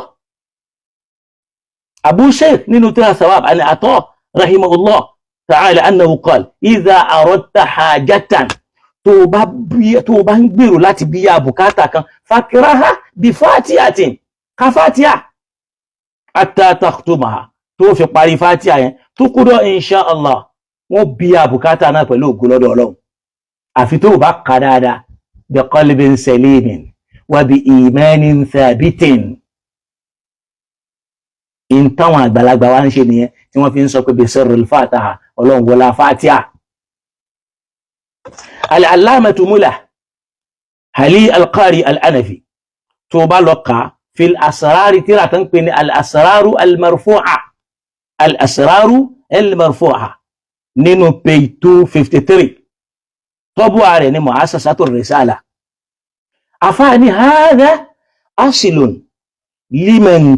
lima ta'arafa an-nasu alayhi eléyìí nípìnlẹ̀ ń tá àmọ́ máwọn èèyàn pé wọ́n máa ń fi Fatiha tọrọ wọ́n ń fi Fatiha béèrè nǹkan ẹ̀ṣá àmàfà tí wọ́n ń pè ní Atah àbẹ́ ẹ̀mọ́nú àwọn sálàf al-allamatu Mullah Ali al-Qari al-Anafi nínú tírà àwọn al-asraru al-marfu'a nínú page 253 wọ́n ní hadha asilu lima ta'arafa an-nasu alayhi min qira'ati al-Fatiha eléyìí nípìnlẹ̀ tó gbajúmọ̀ láàrin àwọn èèyàn lórí ọ̀rọ̀ Fatiha kíkà tá a bá ń sọ̀rọ̀ Fatiha pé ká fi Fatiha tọrọ ká fi Fatiha bẹ̀ lọ́hùn náà ó ní wa hadha huwa al-mu'tamadu inda ashab al-madhhab al-matbu'a al-madhahib eléyìí náà ló sì wà tó fẹsẹ̀ jókòó tó sì fẹsẹ̀ múlẹ̀ lọ́dọ̀ àwọn àfọ́ onímadhahib àwọn àfọ́ onímadhahib mẹ́rẹ̀ẹ̀rin ó ní fanassola ànàfíyà mathala tẹ́ bá dọ́dọ̀ àwọn ànàfíyà ọ̀rọ̀ táwọn sọ rèé o alal istihsani qira'ati al-Fatiha ala at-ta'am kódà béèyàn bá tún fẹ́ jẹun àwọn gbà pé kéèyàn ka suratul Fatiha qala al-allamatu al-Khadhimi al-Hanafi tó bá lọ ka bariqatu mahmudiyya tíra tí wọ́n ń pè ní bariqatu mahmudiyya wa huwa yatahaddathu an adabi at-ta'am nígbà táwọn ń sọ nípa ẹ̀kọ́ bá ti ń jẹun wọ́n tún gbà yí pé béèyàn bá fẹ́ jẹun ó lè ka suratul Fatiha torí pé suratul Fatiha gan ó lè pa poison tí ń bá ń bẹ nínú oúnjẹ suratul Fatiha ó lè pa poison tó bá wà nínú oúnjẹ tí yàn bá kà wa amma qira'atul Fatiha àmọ́ kíka Fatiha yìí fa an ba'dil ulama lọ́dọ̀ àwọn àfáà kan tó bá lọ ka sharh Mukhtasar al-Ihya tó jẹ́ ti àfáà wa Ali al-Qari ó ní wa qawlu qira'ati suratul Fatiha al-mushtamala torí suratul Fatiha yìí in tó kó sínú ala tahmid ó kó èyìn lọ́hùn wa du'a ó kó àdúà bil istishfa bil istiqama pẹ̀lú ìdúró dédé kama huwa al-muta'arif bayna al-ama bá ṣe mọ̀ láwùjọ àwọn èèyàn ni mustahsanun in tó dání khilafan liman mana'u tó yapa àwọn tí wọ́n bá ń kọ́ pé Fatiha yìí ṣe nǹkan tá a lè máa kà ká máa fi ṣàdúrà àfi ká máa fọlá rẹ̀ bẹ́ lọ́hùn. wa inda Shafi'iyya lọ́dọ̀ àwọn Shafi'iyya ja'a fi fatawa ash-Shahab ar-Ramli ash-Shafi'i tá a bá lọ ka volume 1 page 160 ó ní su'ila an qira'atil Fatiha uqba ad-du'a ibi tọ́rọ̀ wà ń lọ gan rèé o tọ́ráfà ní ká parí àdúrà káwa ní kọ́lọ̀ wọlé Fatiha ìsìnkú Fatiha Allah ibi dáa ní kò sí pẹ̀lú mẹ́. wọ́n béèrè lọ́dọ̀ nínú fatawa ash-Shahab ar-Ramli ash-Shafi'i volume 1 page 160 tọ́bù ààrẹ al-Maktabatul Islamiyya ni wọ́n ní su'ila an qira'atil Fatiha uqba ad-du'a wọ́n béèrè yí pé kíka Fatiha lẹ́yìn àdúrà ba'da as-salawat kódà lẹ́yìn tá a bá ń kírun sẹ́yìn tá ń kírun allaha aslun fi sunnah ìjẹ́ ó nípìnlẹ̀ nínú sunnah am hiya muhdathatun àbí àdádálẹ̀ ni tí ò sí nígbà àkọ́kọ́. àfáwà dáhùn wípé wa idha qultum muhdathatun tẹ́ bá sọ wípé wọ́n dálẹ̀ ni fa'al hiya hasanatun am qabiha ṣe ń tó dáa ní àbí nǹkan burúkú wa ala takdiril karaha táàfi wá gbé lọ sódì wọn pé in ta kórìíra ni pé kò dáa àfẹ́. ẹlẹ́ẹ̀kejì ni pé àfáàní hal yusabu qailuha am la ṣọ́lọ́ máa san ẹni tó bá ka lẹ́san àbí kò ní san lẹ́san. ṣọ́lọ́ máa san ẹni tó bá ka Fatiha yẹn lẹ́san rẹ̀ àbí kò ní san lẹ́san. àfáà ṣẹ̀ṣẹ̀ wá dáhùn ìbéèrè ọ̀rọ̀ ìbéèrè tí wọ́n béèrè rẹ̀ o ìbéèrè tí wọ́n béèrè nípa qira'atul Fatiha nígbà tá a bá ń kírun tán tàbí lẹ́yìn tá a bá ń parí àdúrà allaha aslun fi sunnah ṣé ó nípìnlẹ̀ nínú sunnah am hiya muhdathatun lam tuhad fi sadr al-awwal tàbí bídíà ni tí ò sí ń gbà àkọ́kọ́. àfáà wa ń sọ fún pé àfáà tó ń béèrè ọ̀rọ̀ ní wa idha qultum muhdatha tẹ́ bá ní wọ́n dálẹ̀ ni fa hal hiya hasana am qabiha ṣe ń tó dáa ní àbí nǹkan kí nǹkan wa ala takdiril karaha lórí òdiwọ̀n pé bóyá ń táwà kó ìra ni hal yusabu qailuha am la ṣé wọ́n sọ ẹni bá ka lẹ́san àbí wọn ní san lẹ́san. fa ajaba àfáà ṣẹ̀ṣẹ̀ wá fẹ́ dáhùn ọ̀rọ̀ ìbéèrè lẹ́ni yẹn béèrè yẹn. àfáà níbi anna al-qira'ata al-Fatiha uqba ad-du'a kíka Fatiha lẹ́yìn àdúà pé ká fi parí àdúà uqba ad-du'a yìí ká máa fi parí àdúà yìí pé Ọlọ́run wọlá Fatiha albarka Fatiha ba'da as-salawati aslan lẹ́yìn ìrun aslan fi sunnah ìpìlẹ̀ rẹ̀ ní sunnah ni fi sunnah ó wà nínú sunnah pé ká ṣàdúà nígbà wá ṣàdúà tán a wá parí àdúà pẹ̀lú Fatiha ba'da as-salawati lẹ́yìn àwọn ìrun náà aslan ìpìlẹ̀ rẹ̀ fi sunnah wal ma'na fihi dhahirun li kathrati fada'ilaha ó ní ìtumọ̀ yìí ó sì gbajúmọ̀ ní ìtorí pípọ̀ tí fàdáìlù rẹ̀ pọ̀ táwọn ọlá ẹ̀ pọ̀ ó ní wa qad qala an-nabiyyu sallallahu alayhi wa sallam torí pa Nabi Muhammad sọ fún wa wípé Fatihatul kitabi mu'allaqatun fil arshi suratul Fatiha yẹn wọ́n fi kọ́ àlẹ́ àràṣì ni laysa baynaha wa bayna Allahi hijabun kò sí gàgá kankan láàrin òun àtọlọ́hun láàrin Fatiha àtọlọ́hun kò sí gàgá kankan ìyẹn làwọn àgbàlagbà yẹn rí ni wọ́n ṣe ń sọ pé Ọlọ́run wọlá Fatiha jẹ́ kọ́rọ̀ wá dáa.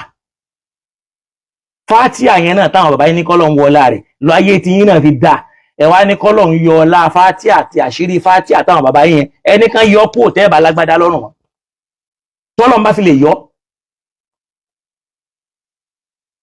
ó ní wà fíyà sifatun ma laysa fi ghayriha ó ní ìròyìn tí ń bẹ lára Fatiha yẹn kò sí súrà tó ní.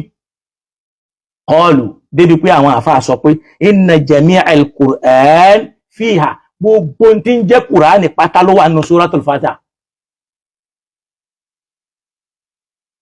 inna jami'al Qur'an gbogbo Qur'ani ló wà nínú Fatiha gbogbo tí ń jẹ́ al-Qur'an ló wà nínú Fatiha.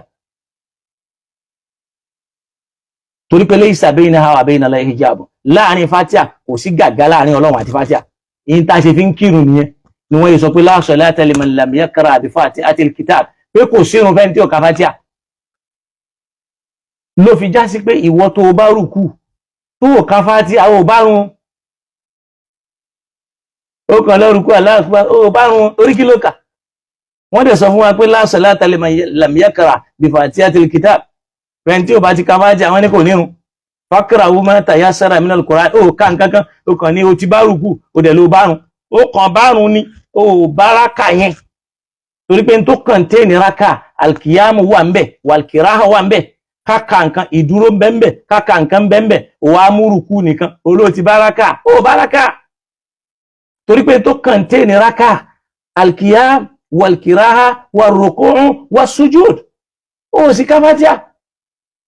Ibẹ̀ yẹn sì ní ìdíká yẹ̀wò tí wọ́n sọ pé man adraka al-imama fi ruku bẹ́ẹ̀ bá ti bá ìmáàmù lórí ruku qad adraka al-jama'a ó bá jàmá àmọ́ kò ìrákà yẹn kò tí kí torí pé li'anna tilka ar-raka'a tata'allaqu bil-qiyam wal-qira'ah òun sì ti sọnù ó yẹ kó kírun kó tún yẹ kí ni àbí tọ́lọ̀ ń bá fẹ́ ṣàánú ẹ̀ kó rí nǹkan kan kà kó tó rùkú.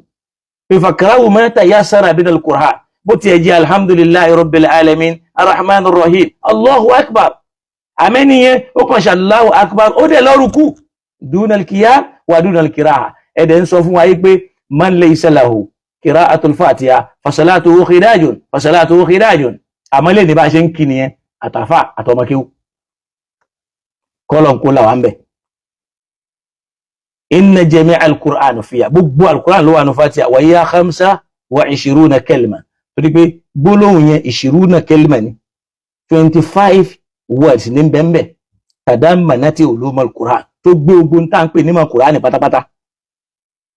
العلامة الهيثمي الشافعي nínú فتاوى الفقهية الكبرى تابع فولوم 4 page 29 wọ́n sọ fún wa pé أنه يستحب qira'atul Fatiha inda wuqu'i ta'un pé kódà nínú tá fẹ́ ní ká máa ka Fatiha nígbà tájà kálẹ̀ àrùn bá wà bí irú gbà táwọn Ebola àwọn kinní kan tó ṣẹlẹ̀ yẹn Fatiha ló yẹ ká mú lókùndùn ó ní li annaha shifa'un min kulli da'in torí pé ìwòsàn ní fún gbogbo nǹkan wa kadhalika inda al-anabila bẹ́ẹ̀ náà lórí lọ́dọ̀ àwọn ànábílà nu àwọn ànábílà tẹ́ wà lórí ìlànà wọn. wọ́n ní kàbíkánà imam ahmad bin hanbal ẹ̀tọ́ wa máa gbọ́ yastamilu kitabata al-fatiha fi tama'im àwọn máa ń kọ Fatiha sínú tẹ̀mímù wọn so márùn ibi tí Fatiha lágbára dé lọ́dọ̀ wọn ahmad bin hanbal táwọn wà lórí hanbaliya wọn yastamilu kitabata al-fatiha fi tama'im ash-shar'iyya tàmáìmù ṣàríyà ń bẹ pàró tó jẹ́ tọlọ́hun tó jẹ́ ti ṣàríà. àfáàwà ahmadu bùnà hanbali a máa lò fi tàmáìmù ṣàríyà wọn a máa kọ Fatiha wọn a máa fi kọ sọ́rùn. qala al-allamatu ibn muflih gbogbo alama allamatu ibn muflih al-hanbali wọ́n ṣe yẹ́ sí ìmáàmù hanbali tá a bá lọ katira tá ń pè ní al-adabu ash-shar'iyya tàbá lọ ka volume 2 page 455 títọ́bù ààrẹ jẹ́ alamul kutub qala al-Maruzi àfáwà al-Maruzi wọ́n ṣàlàyé fún wa wípé ṣákàtí muratun ila abi abdullah arábìnrin kan ló pariwo lọ sọ́dọ̀ bàbá abdullah annahu mustawhishatun fi bayt ó ní depression ti fẹ́ pa òun sínú ilé depression lóhun nìkan tí o mọ́ tó lè ṣe mọ́ ṣe pé tí yàn bá wà mustawhisha tó kù wọ́n nìkan tó lẹ́nìkan tó rẹ́ni tó lè bá rò tó rẹ́ni tó lè bá sọ you will be depressed.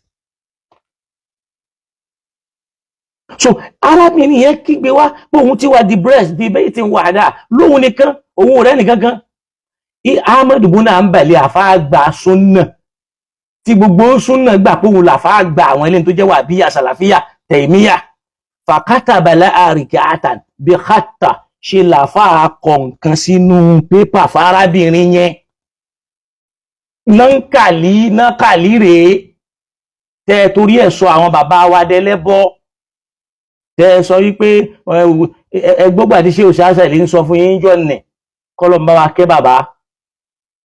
A ní ẹ jẹ́ kó rí yín ó pé o, ẹ sì lọ ṣe làákàyè, kẹyẹ ṣe bí agán nígàn, ẹ̀yin tẹ́ ń sọ̀sọkúsọ sáwọn àfáà wa. Ọ̀ǹtí mímu kì í ṣe mú, ọ̀ǹtú mímu kì í ṣe wọ̀, ọ̀ǹtú mímu kì í ṣọtí, tíráwí ìwé kì í ṣe wọ̀. Káyé bára wájà o, kẹ́sì yé ṣe bí agán nígàn, ẹ̀yin tẹ́ ń sọ̀sọkúsọ sáwọn àfáà wa. So òun náà rẹ o, ibùnú àfáà yín Hanbali, Imam Hanbali, ó di tíra fún yàn. Fẹ́ntọ́lọ̀ ń wà mustawhisha tí ò lẹ́nìkan tó fẹ́ bá a sọ, tí ò lẹ́nìkan tó wá jóun nìkan. Katabala arikatan bi khati'i, ọwọ́ ara wọn ni wọ́n fi kọ́, wá gbọ́n tí wọ́n kọ síbẹ̀. Bismillahi wa fatihatil kitabi. Nínú súnnà ẹ̀yìn ó wà ń bẹ̀ pé wọ́n lè di tíra, ó sì ń bẹ̀ pé wọ́n lè mú àǹtú.